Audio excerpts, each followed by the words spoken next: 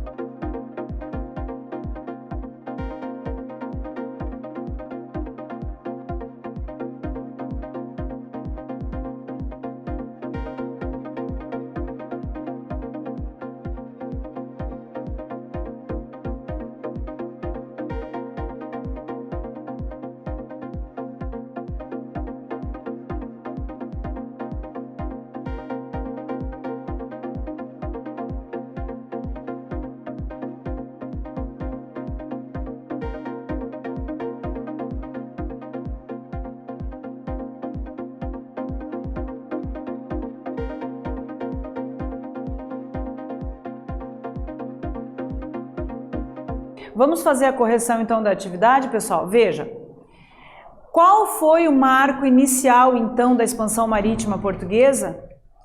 A tomada da cidade de Ceuta dos muçulmanos pelos portugueses. Então, a partir do momento que eles tomaram a cidade de Ceuta, ali eles vão começar a se sentir à vontade para avançar em direção à África, ok? Então aqui, o pioneirismo português. O pioneirismo português nas grandes navegações foi favorecido pelos seguintes fatores. A centralização do poder, né, e a experiência em navegação em alto mar. Então veja, Portugal foi a primeira monarquia a se formar. Ela consegue centralizar o poder, organizar, então vai ser um rei, vai passar a governar, vai centralizar esse poder, vai começar a centralizar também a arrecadação de impostos. Por quê? Porque precisava de dinheiro para fazer as grandes navegações, para financiar essas expedições, né? E vai ter o apoio da burguesia. Então consegue condições para financiar as grandes navegações. Outra importância aí, outro ponto importante é que eles já navegavam em alto mar, já pescavam bacalhau, enfim, né? Já faziam navegação em alto mar, já tinham essa experiência, até porque Portugal fica ali à margem do Atlântico, né? Então isso também facilitou para que eles se lançassem às grandes navegações, né?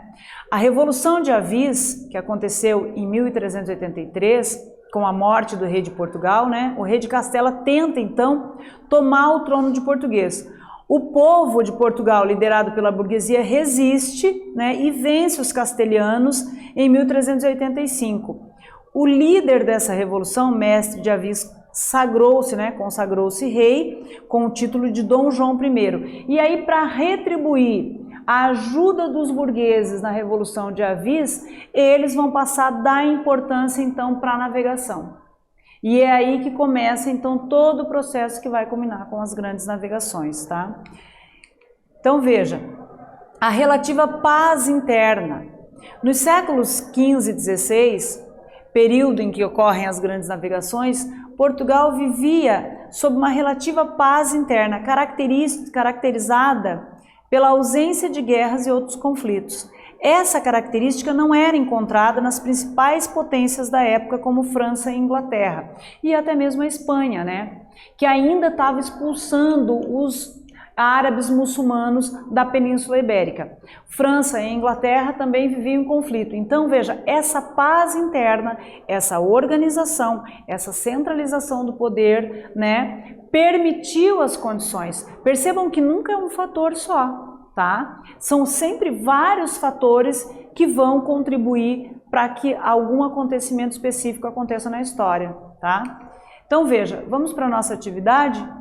Que fatores permitiram que Portugal fosse pioneiro nas grandes navegações? Então vocês vão copiar essa questão no caderno de vocês, vão lembrar do que nós falamos aqui na aula, vão responder e nós voltamos com a correção.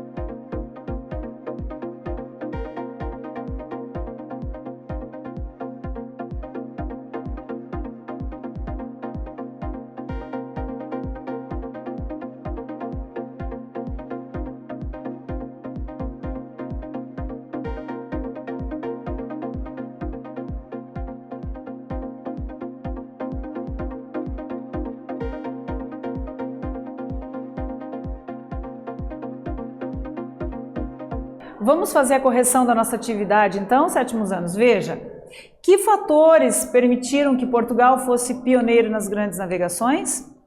A centralização do poder, a experiência na navegação em mar aberto e a revolução de avis. Então ali ele cria as condições, né, com o apoio da burguesia para se lançar às grandes navegações. Mas veja, o desenvolvimento de técnicas e conhecimentos necessários à navegação. Os portugueses aperfeiçoaram mapas e portulanos, que são roteiros, né, detalhados das costas marítimas. Adaptaram a bússola às suas embarcações e inventaram a caravela. Então não bastava só ter dinheiro, eles também tinham que ter conhecimentos náuticos, conhecimento de navegação, para não correr um risco absurdo. Então eles tinham que saber pelo menos aonde se localizar no mar, tá? E por isso então os desenvolvimentos de conhecimentos técnicos, né, a navegação era importante, ok? Sob o ponto de vista tecnológico, Portugal também ocupava uma posição privilegiada em comparação às outras navegações do Velho Mundo. Nas primeiras décadas do século XV, com o incentivo do infante Dom Henrique, vários navegadores, cartógrafos, astrônomos, matemáticos e construtores se reuniram em torno do aprimoramento de técnicas de navegação. Veja, isso aqui, que parece uma tabela, é uma tábua astronômica, onde eles iam ali anotando o conhecimento, a posição também dos astros, e isso obviamente gerava uma experiência, né? Essa reunião de estudiosos da navegação se dá na cidade de Sagres. Então antes falava que havia uma escola de Sagres, mas não há comprovação. O fato é que eles se reuniram lá para juntar o conhecimento de cada área e então estar preparado. Por quê? Porque eles iam fazer algo que não tinha sido feito no mundo ainda. Eles iam se lançar no mar aberto, num mar desconhecido, sem saber o que iriam encontrar pela frente, levando junto também todos os seus medos. Então precisava de condições financeiras para fazer as caravelas, né, para organizar a provisão para os tripulantes que iriam nessas expedições. Então, né, não era tão simples assim organizar uma expedição. Por isso, né, demoraram só no século XV, então, que Portugal vai conseguir fazer isso e conhecer o mar, né, o Oceano Atlântico, que era o mar aberto, tá? Então veja, o domínio português de técnicas de construção de caravelas e instrumento de orientação náutica. Localização geográfica privilegiada de Portugal com a presença do litoral atlântico que favoreceu então a navegação. Aqui é um sextante, né? Mais um instrumento que eles usavam para se localizar no mar, né? Vamos para a nossa atividade. O desenvolvimento de técnicas e conhecimentos eram necessários à navegação. Quais foram as técnicas inovadoras usadas pelos portugueses no período das grandes navegações? Então vocês vão copiar essa questão no caderno de vocês, vão lembrar do que nós falamos, vão responder e nós voltamos com a correção.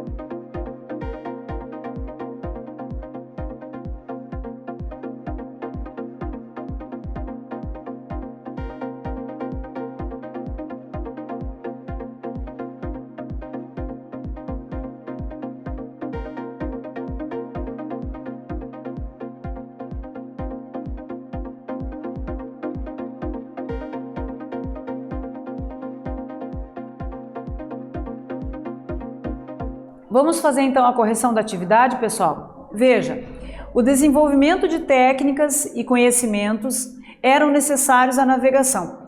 Quais foram as técnicas inovadoras usadas pelos portugueses no período das grandes navegações?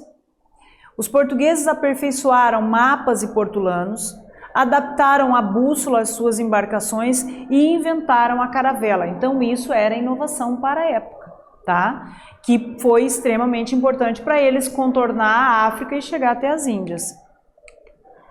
Vamos fazer a retomada da nossa aula? Então hoje nós falamos sobre o pioneirismo português.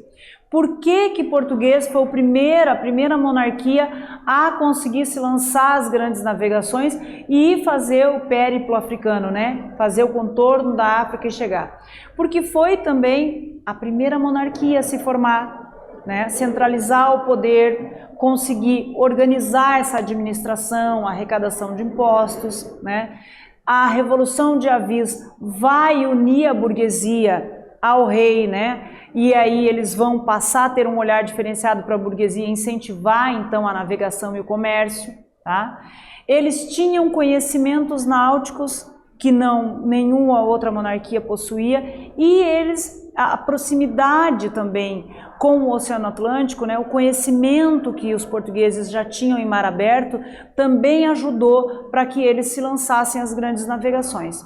Então, por esses motivos, né, viviam também um período de paz, que era importante. Então, por esses motivos, Portugal conseguiu reunir ali estudiosos de várias áreas para avançar ainda mais o conhecimento da navegação e começar a praticar as grandes navegações. É importante também lembrar que o ponto de partida, o marco das grandes navegações, foi a tomada de Ceuta, em 1415, quando eles chegam a Ceuta, cidade africana, no norte da África, e expulsam os muçulmanos dali. Então ali eles tinham eximido todo o risco de os muçulmanos voltar a invadir a Península Ibérica. E também é um marco para que eles se lancem a outras expedições e acabem chegando às Índias. Tudo bem? Eu espero que vocês tenham gostado e até a próxima.